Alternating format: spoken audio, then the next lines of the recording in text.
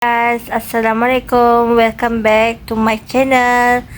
So, hari ni Munira macam biasalah, Munira tak ada nak buat apa-apa sangat. Sekarang ni, as you guys can see by the background of this video, I'm currently at my grandma house to keep an eye for her.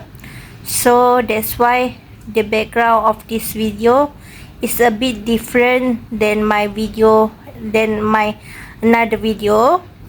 So I'm so sorry for the bad lighting, and I'm so sorry for the wide angle.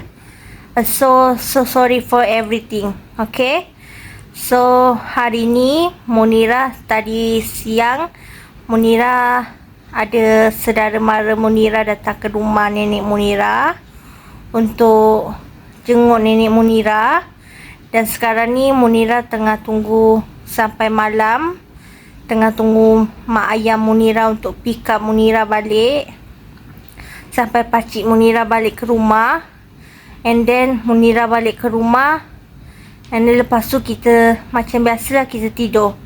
Sorry for the bad lighting because right now is a bit gloomy and a bit overcast, so yeah, that's why lighting tak bagus. So Munira harap korang korang understand dengan kekurangan Munira, okay? Dan sorry for the tak cantik views, tak cantik, okay?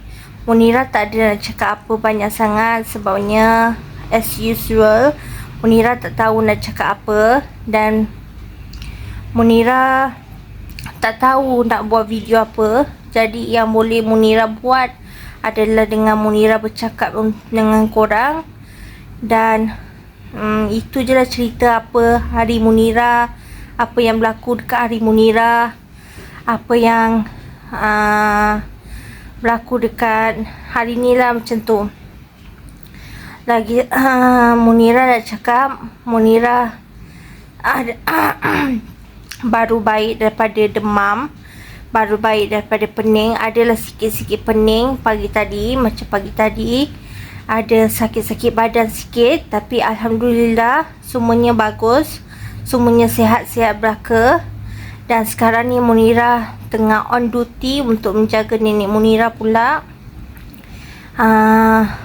Dia masa hari tu dia sakit, dia lembik sangat.